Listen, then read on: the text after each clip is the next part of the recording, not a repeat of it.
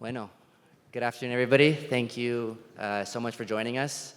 My name is Nick Castellano. I'm part of the Ally Coffee team, one of the bronze sponsors of PRF, and it's an absolute privilege to be here. It's an event very special to us, very special to me in Medellin, so we appreciate you all joining us today. I'm here joined by Julia Peixoto, founder of Peixoto Coffee, Ricardo Pereira, COO of Ally Coffee, and Lucas Cuadros, co-founder of Unblended Coffee. Today we're going to talk about bridging the age gap in coffee production, success stories directly from origin. The idea of this presentation is to outline what's happening in Colombia with generational differences and kind of discuss some solutions at the end of this. We're going to start with a video that we put together to kind of set the tone and kind of outline what exactly we're going to be discussing today with some narratives from some producers in Colombia and the southeast region of Antioquia. So we'll start with this video.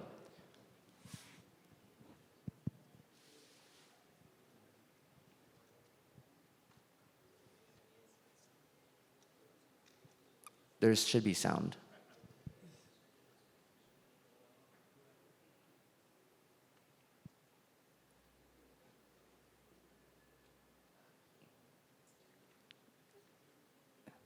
Can you fix the sound, please?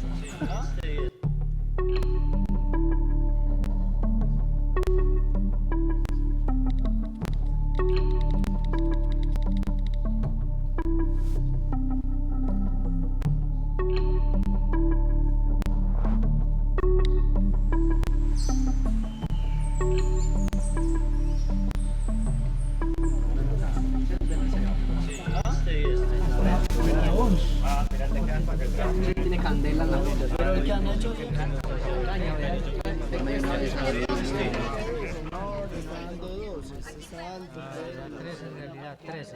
Es que se le ve el color. O sea, lo único que tenemos es mucho compromiso y muchas ganas de querer hacer las cosas bien hechas. Y ya también que tenemos buenos aliados, entonces tenemos que aprovechar eso, muchachos. Y una gran importancia es, don César, venga, así como él, el papá mío, el papá de Byron, él es el papá de Santiago y Daniela Dávila, son personas que nos han enseñado muchas cosas desde pequeñitos. Y se me quiebra la voz porque de verdad, si no es por ellos, nosotros no le habríamos cogido ese cariño, ese amor y ese respeto al campo y a la caficultura. Muchas veces ellos mismos decían, estudien para que no hagan lo mismo que nosotros.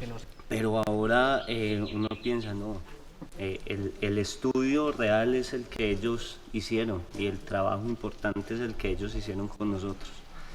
Y de que nosotros estemos pensando ahora como empresarios, es gracias a ellos.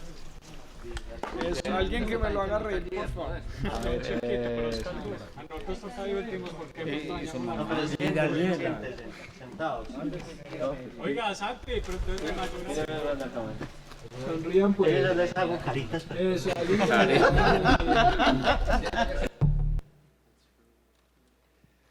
Awesome. Well, I want to start with Ricardo. I want to ask, I want to know on a global level and what we're seeing at Ally, worldwide and in Colombia, what's happening like with the average ages of producers, different families transitioning between generations, taking over farms. Like, what are we seeing on a global scale? Thanks, Nick. I think that at Ally we have this privilege and opportunity to work with producers from different countries and different producing countries, and a lot of them. And we can tell stories after stories of generations and generations of coffee producers. And the focus today is going to be mostly on the positive side and see things that are actually working elsewhere. And how can we actually maximize some of these examples or expose some of these examples so people can actually do the same thing or learn something from it and then take advantage and potentially do themselves. And that's why we have Julia here, and that's why we have Lucas here. When we started learning about this problem of the age gap, we at Ally started diving into the data and information that we have from all of our producers from around the world. And we realized that for some reason, the average age of our producer partners were younger than the average age of coffee producers worldwide. And throughout the years in my coffee career, I've seen this number of producers, especially in Brazil, younger producers taking over or working together with their parents and their grandparents to carry on the legacy and so on. The picture here that you see is Getúlio Minamihara and Anderson Minamihara, which is Anderson on your left. He is a third generation coffee producer in Brazil. And he's doing a phenomenal work down there, taking the legacy on from his grandfather that came from Japan to Brazil and continue on this beautiful work. Julia has had the privilege of visiting his farm, and so did Nick. And they can attest of the caliber and the passion that the whole entire family has for the business, to the point that now they have not only their coffee production, which is organic certified, shade grown in Brazil, which is very unusual, to the extent of having their own milling, all exporting company, and including their own brand of roasted coffee and a coffee shop inside their coffee farm, which is amazing. So I'm very excited because in a couple of days I'm going to be in Brazil with some friends and some very renowned coffee professionals to do our annual trip, and they will be able to see this firsthand. But the story of Anderson is one of the stories that we can share of three generations of coffee producers that continue on in producing coffee, elevating the quality of their product, but not in the approach of like, it's me, younger producer, versus my dad or my grandfather, and because they don't believe that it's me versus you, it's actually you and me together, and leveraging the strength that your experience, your wisdom, with my energy, my innovation, some ideas, including technology, and moving this forward as a unit and not as separate entities, right? So we see this happening in Panama. Rachel is here, her daughter is here with her, friends from a long, long time. We've seen the Lamastas family continue on a legacy as well. We have producers from El Salvador that we work with, third generation. We have producers in Costa Rica doing the same. We have producers in Brazil, in Ethiopia that we work together. And it's amazing to see when the family comes in as a unit and trying to bridge this problem, this gap that we see, which is a huge problem worldwide. And working together for the greater good of coffee and for the legacy of the family. So it's been amazing. As we dug into this data, this information we have at Ally, we came to find out that the average age of coffee producers we work with in Colombia is 42, which it wasn't intentional, it wasn't the way that we intended, but it's amazing to see that there's probably, a 15-year gap between the average age producers we work with in Colombia versus the actual average age of Colombia in general. And again, it's unintentional. I think we need to find ways to really bridge this gap and be a support or create a support system, which we are trying to do, but kind of like try to expand upon the base that we have built throughout the years. And without further ado, I have a lot of stats here, but the stats man is Lucas, so I don't want to steal his thunder. And I also want to hear from their perspective in Colombia and from Julia's perspective in Brazil, both working with amazing producers, coming from producing families, and also have this discussion around this topic, and then invite you to come in and also share knowledge or ask questions. So thank you. So, one thing I want to start with is, especially Lucas and Julia, is talking about the narrative that a lot of parents at coffee farms have. So in the video we saw, the dad wanted, his kids to go to the city, get studies, and leave the farm. So what is like this common narrative that a lot of coffee producing families face, and what is it about their experiences in the past that causes them to dissuade their children from the farm? We can start with Julia. Yeah, this has definitely been a part of my history, a history of my family, where I grew up in Brazil in a coffee farming family, and watching my parents work really hard to produce coffees, and then they're at the mercies of the ups and downs of the commodities coffee market, trading coffee. And all they knew really was the agricultural side of coffee, this really risky and challenging industry of giving all they had, all the financial resources they had, and then being at the mercy of the downs, really, because we all know that the commodities market is mostly down in coffee.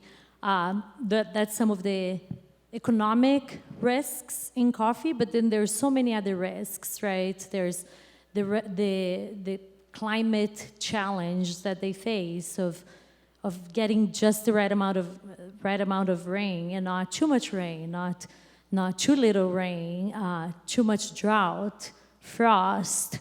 We've all heard stories from Brazil and other countries as well, where farmers have, been investing in their crops just to see their production decrease or go away because of some unexpected climate challenge that has been presented. So my parents only knew this really risky side of coffee, my father always said, in coffee you can go to bed with coffee and wake up the next day with nothing, right? Because you think you can rely on that coffee, but then there's all these risks that can impact their ability to live off that product. And one of the other challenge that we have in Brazil right now is theft of coffee.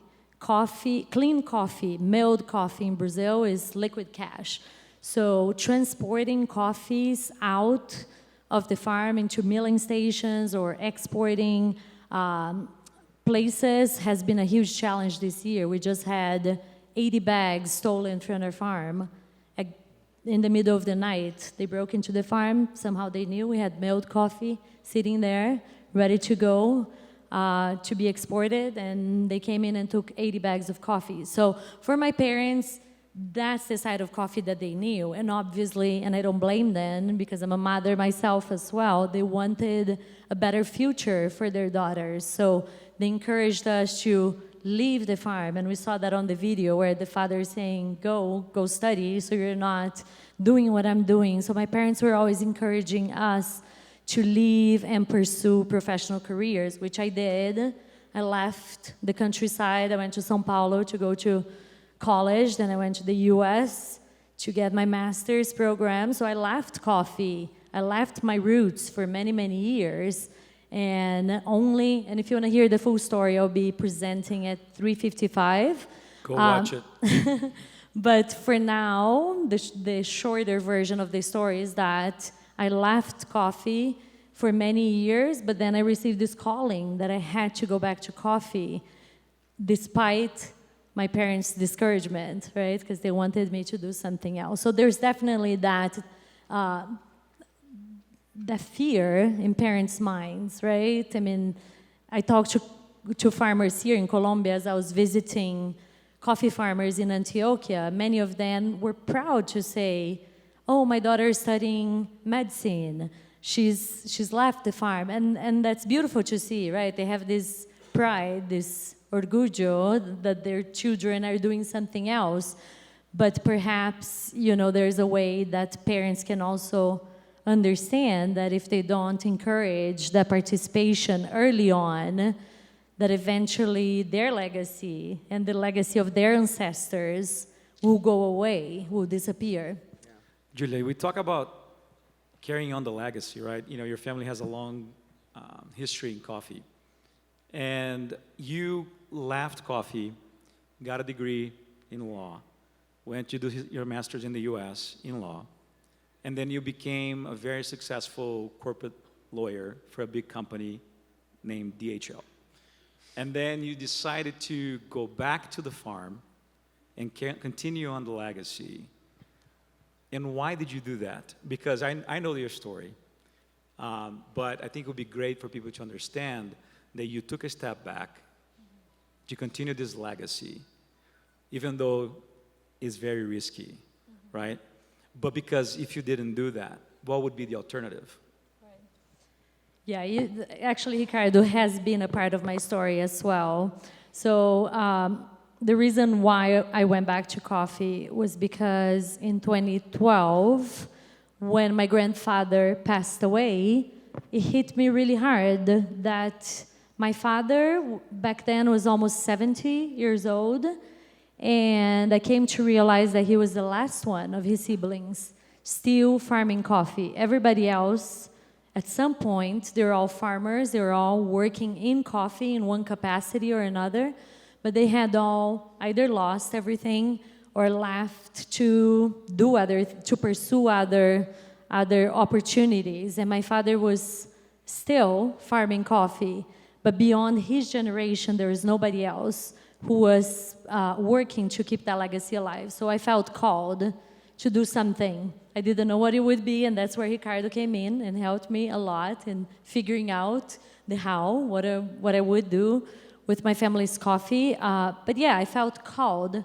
to go back, and to go back in a way that would be different from how it was done before. I didn't want to just keep it alive, keep the legacy alive. I wanted to do better for farmers. So that was a turning point in my life and then again, I had to convince my husband, who's a very risk-averse aerospace engineer, that it was a good idea for us to quit 2 high-paying jobs to open a coffee business. But yeah, it was a risk that we took. No, that's beautiful. And I'm wondering, Lucas, how much of this story here resonates with some of the group of Colombian producers you work with? You know, what's the narrative? What is it similar? What have they faced as well that's similar? Yeah, the story of Colombia, I've learned it. We've learned it through the story of Caro that's there, that Jose, Julian, David, that have been working with us for the last 3 years. And it's a similar story, a story of parents seeing the success of their children in the cities. Like Caro, for example, went to law school. She was a lawyer, and she felt the call to go back to her farm during COVID and coming with a different perspective. But all of the parents are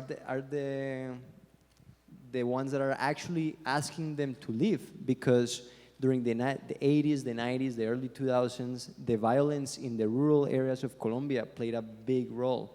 A lot of the people that own big farms or medium farms, they had to send their children to Medellin and keep the operation like very lean at the farm so that they would keep themselves safe.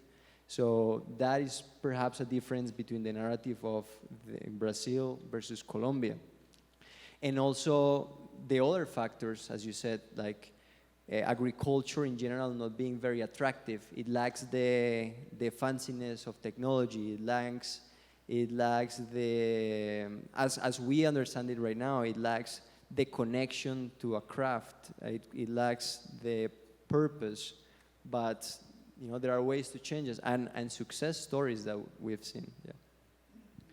And so, you know, working with all these groups of farmers and with your family as well, Julia, what have been some of the challenges that you've seen when the child decides, hey, I want to take over the farm, I eventually want to inherit the business fully?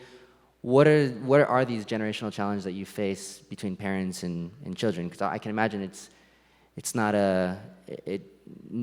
doesn't flow as maybe as much as you think it does, and I'm sure there's a lot of bumping heads and a lot of disagreements, maybe some agreements. I mean, what has it been like for you? Yeah, so obviously when you're working in family, in with different generations, there are challenges. And I think that for me, I think what my biggest and first challenge was was getting on the same page, right, with my family as to what kind of coffees we're going to produce.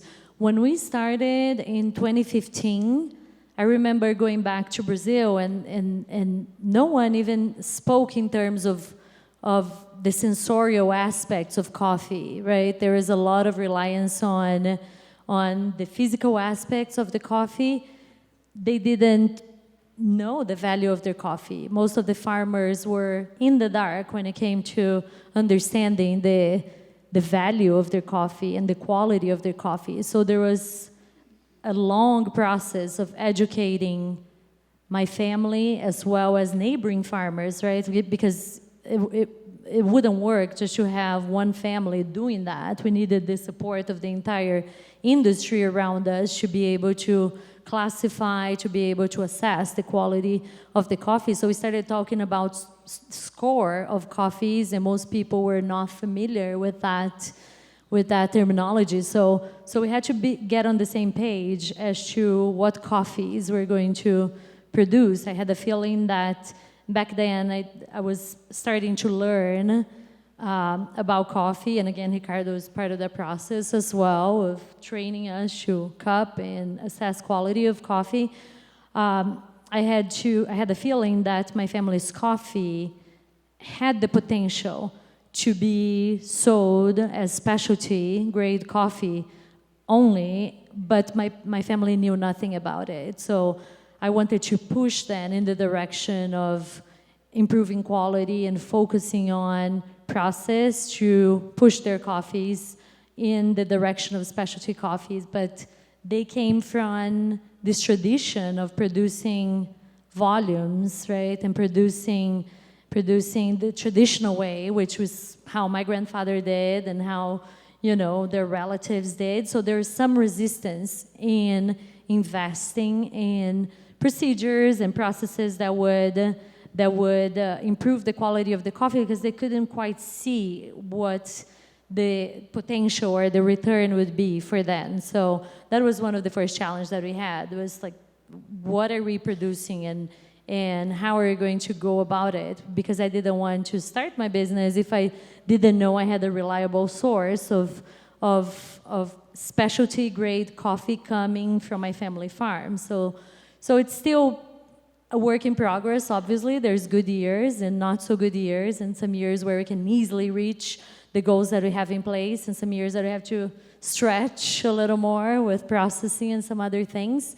But I think that this is a real gap in generations of coffee, where the older generations tend to rely more on the traditional methods, whatever they may be. In our case, it was naturals. In Colombia, might be washed coffees, right, that traditionally have been produced.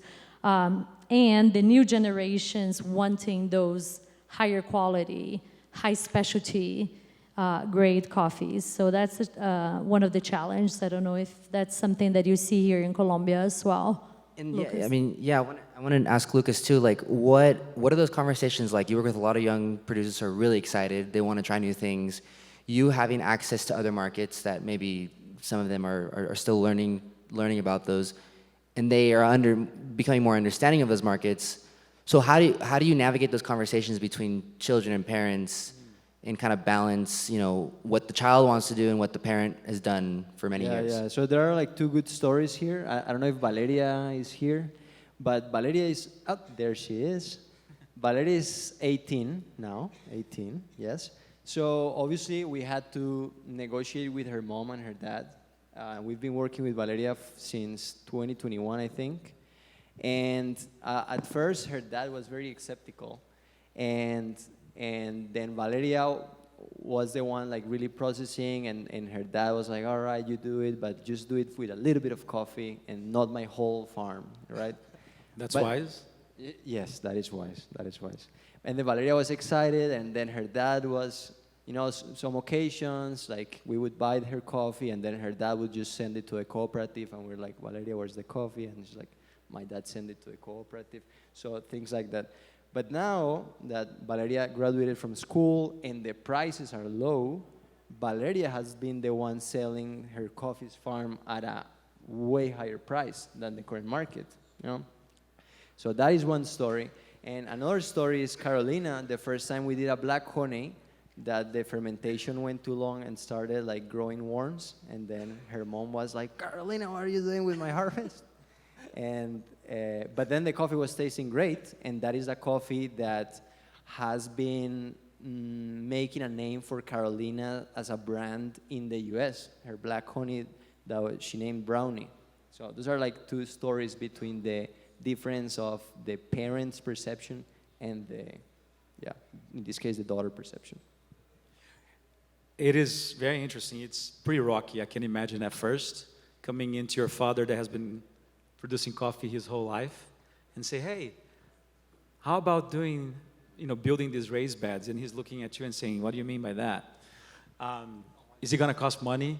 And you're saying, well, we have some resources here at the farm that we can utilize, but yes, it's going to cost a little bit of money. And he's like, never done this before, right? I'm sure that those types of conversations happen time and time again.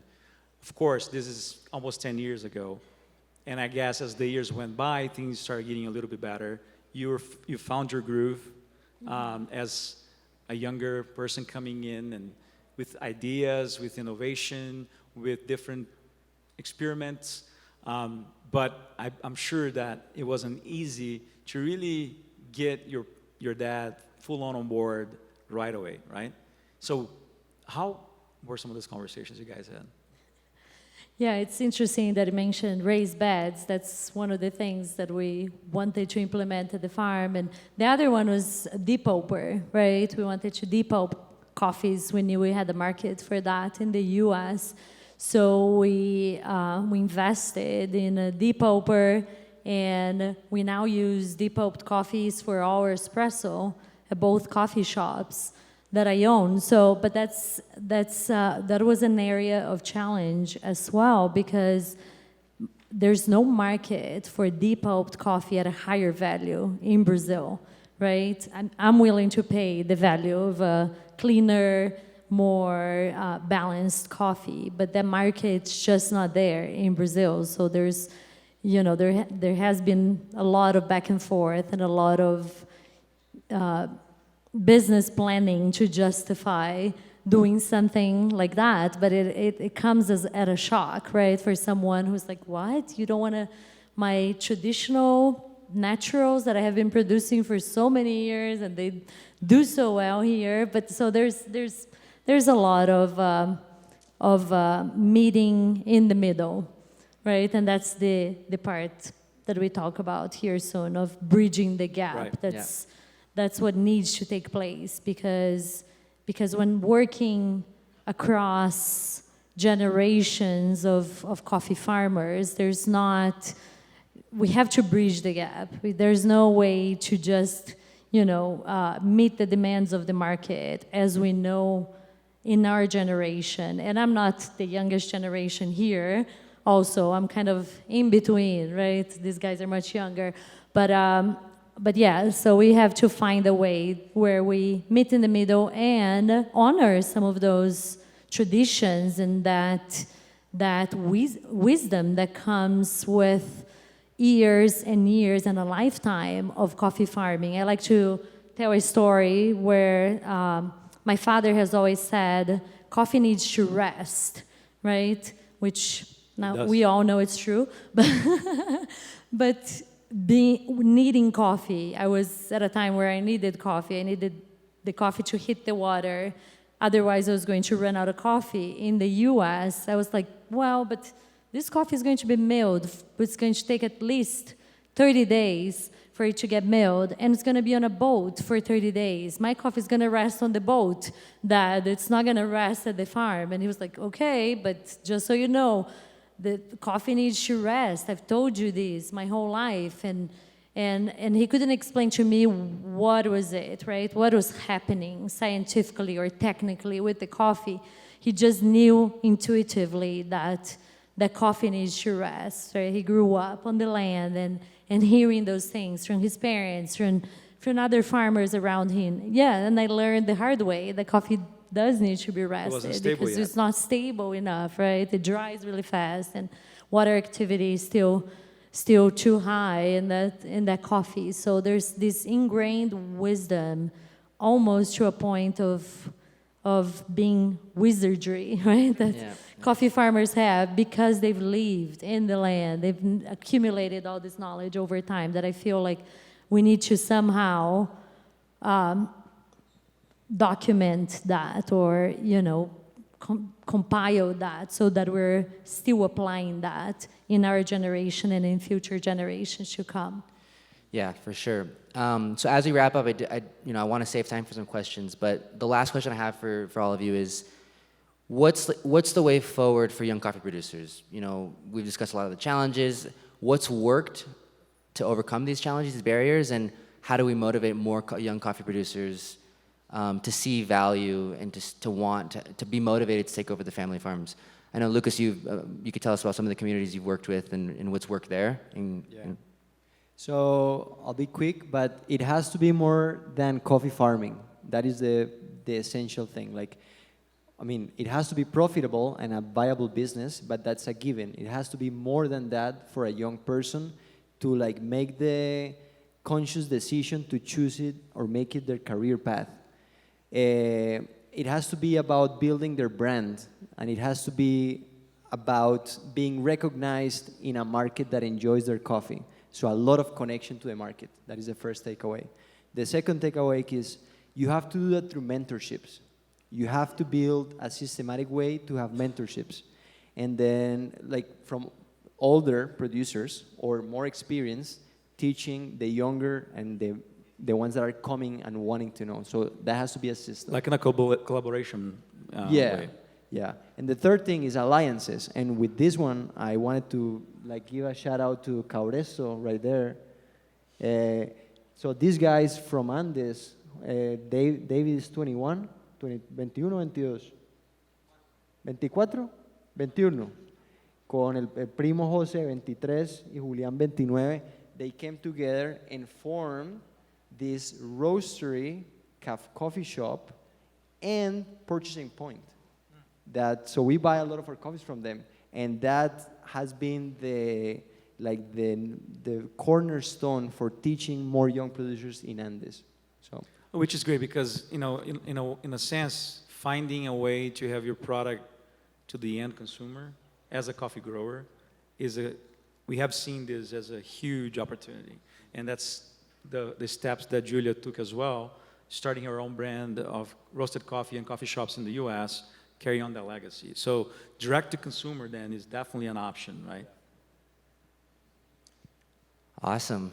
Do you want to say anything about that, Julia? I just want to add, I think that, honoring the farmer, when you talk about connection, right, between the farmer and the consumer markets, it's critical, I think, for the younger generation to feel like they're a part of this industry, not just on the agricultural side, because I think that that's where a lot of the challenge in previous generations stemmed from. They were really disconnected from the consumer market. The farmers were isolated, right? They were selling their coffees and not knowing where their coffees were being consumed. So I think that bridging the gap by connecting the two sides of the supply chain is really important. That will give the incentive, right, that the younger generations need to have more desire to work in coffee. And honoring the producers of those coffees, whether on the consumer side, honoring by putting their names, on the package. I think that that's really important for younger producers to know that they're reaching a specialty market and they're reaching brands that are desirable on the consumer market as well. So making coffee producing cool again, I think it's critical, right? Because it can't just be an industry. It needs to be a cool industry, and I feel like Colombia is ahead of the game here from what I've seen the past few days. I think you guys are doing a great job with attracting and making the industry cool. An event like this, I think it helps tremendously. I tell Lucas this all the time. He's in the best place for that type of opportunity. So, absolutely, Colombia is an amazing place, and I see so much happening here, which is very encouraging and motivating inspiring to continue on, right? Yeah, Nick? definitely. Well, awesome. I thank you everybody for joining. We want to open it up for questions. We have a few minutes left, so if we already have a question. Let's go for the questions.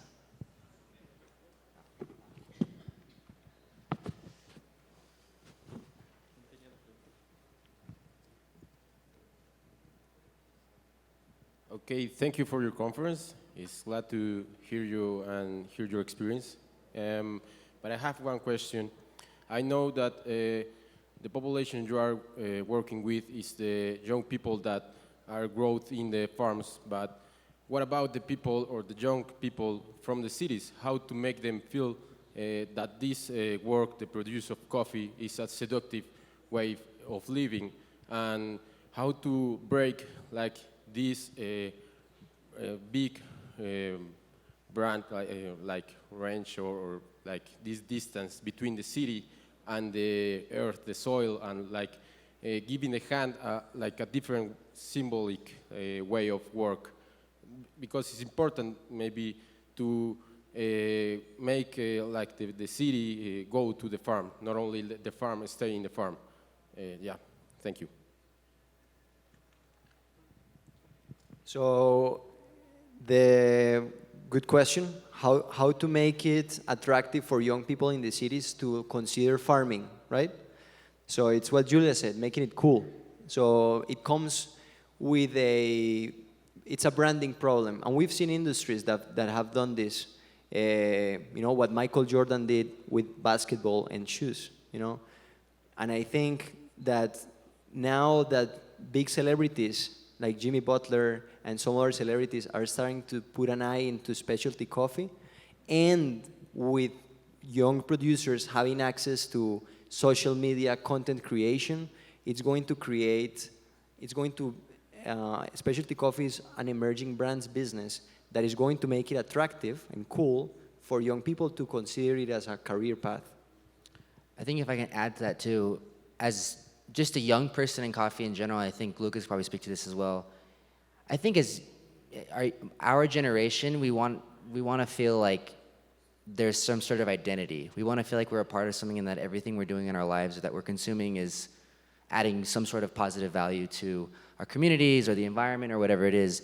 And I feel like if young people in the cities can find that kind of value, they can feel like they identify with something, that in itself is a huge step forward to being motivated to go to stay in coffee or go back into coffee or whatever that looks like.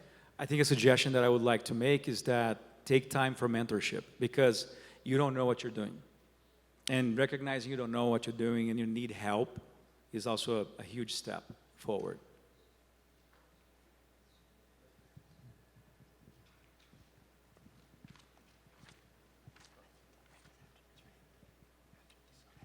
Hey, what's up, guys? So I wanted to ask, so I'm super key on like this mentorship, right? So we want to make coffee producing cool, right? And we want more young people to be in coffee. And a little perspective that I have is, do we just want to keep people producing coffee? Like, are we just going to tell producers to just keep being producers and that's all they can do and that's the only cool part? Like, is it only going to be marketing and branding like this producer's name, and just because you put a bag on a name, it'll sell for more or do better? Or are we going to allow these people to kind of come from origin and not work only like origin to destination, and everybody from destination wants to come to origin, but then have these people, you know, adding to the city thing, right? We want the city people to go to the land, but how about we want the people from the land to go to the city and actually represent these coffees? Kind of like Unblended, kind of taking certain producers that are young, coming up, but that producer is always going to be a producer, and sometimes just doing that is just not sustainable. And none of the 4 people up there, I think all we do is only sell green coffee. We do a lot of different things around coffee that help us be sustainable. So how do we gear and mentorship our producers to not have one place of income, and that's selling coffee, right? That's selling green coffee, be it parchment or cherry. Well, that's a great question. And you have been very forward-thinking in that. And the question can I ask you, how do you see that happening? Yes, I'm asking you back. You're a great ambassador for this. That's why I'm asking you that question back. It's first finding solutions or whatever efficient, right? So I think like unfortunately, what we don't see, that I think we're blind, we gatekeep a lot without thinking. And I think that's the first thing, right? So just like taking all these smoky mirrors that we have, right? Let's take away the branding, let's take away the marketing and see what is profitable for us. Let's make sure that, you know, for me, coffee is, I love it. You guys know I'm passionate. You guys know me personally. Ricardo, you've seen me grow up in coffee for a decade, right?